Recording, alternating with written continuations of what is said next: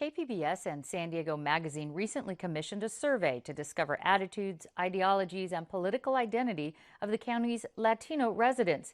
Here with the results is Tom Wong, assistant professor of political science at UC San Diego and author of the Hispanic Latino Survey. Welcome back. Thank you for having me.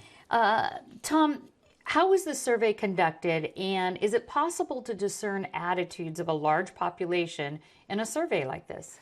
Well, so this was a partnership between KPBS and San Diego Magazine. The survey was conducted over the course of a week in mid-September.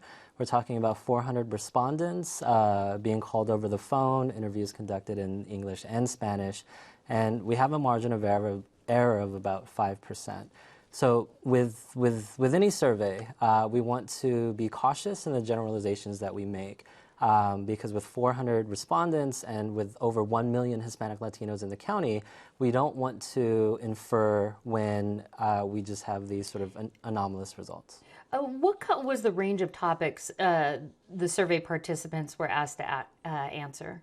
Yeah, so we covered a lot of topics, but 3 themes in particular. So we're talking about intergroup relations, so how Hispanic Latinos in the community are interacting with other San Diegans.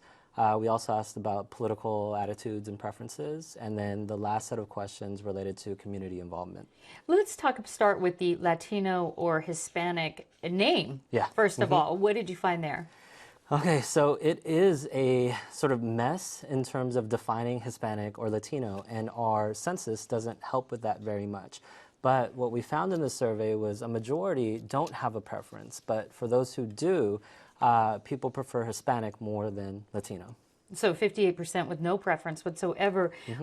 Let's look at a few other questions and responses. What did you learn about country of origin as far as people living here in the county? So in terms of country of origin, we're talking about Hispanic Latinos representing over 2 dozen countries in Central and South America, and as well as individuals with Spanish origin. And so in our survey, we found that the bulk of respondents were able to trace their ancestry back to Mexico.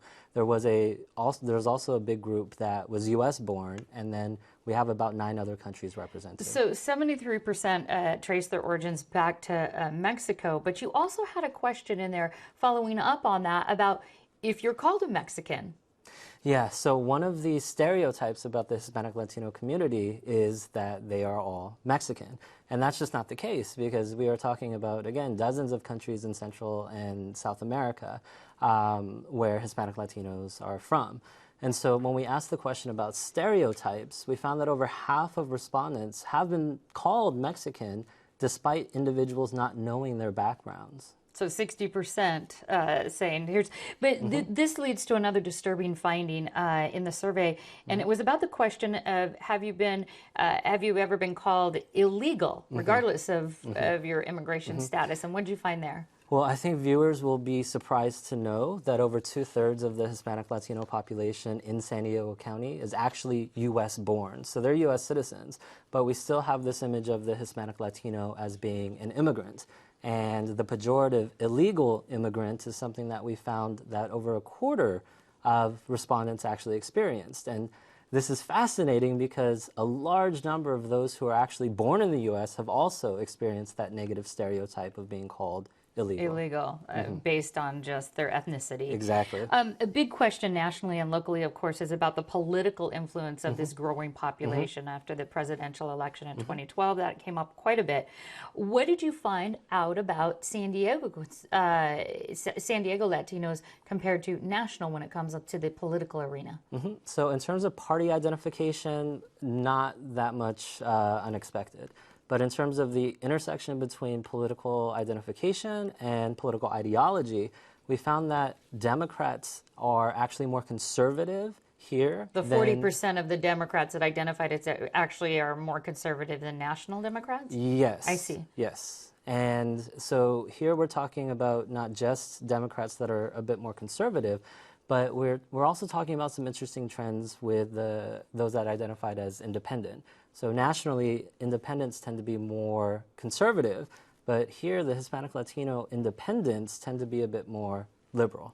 And I understand they were more willing in the Latino population than the general population to cross over party lines during vote? Yes, so there are two questions that are relevant here. So one, we asked whether or not a person would vote for a Hispanic Latino candidate if they disagreed on the issues. And overwhelmingly, the answer was no. But then we asked the question of whether or not a respondent would vote across party lines. Okay. I know. Go ahead and answer that. I didn't mean to interrupt. Okay. I had one more question for you. No problem. And there we see that Democrats are more likely to cross party lines. And so those two things, we have Democrats that are more conservative and more willing to cross party lines, means they're fair game for Republicans. Okay, well, I'm going to have to send folks to our website, kpbs.org, to read the entire survey, especially the very important question about immigration and immigration reform. Political science professor Tom Wong, thank you. Thank you.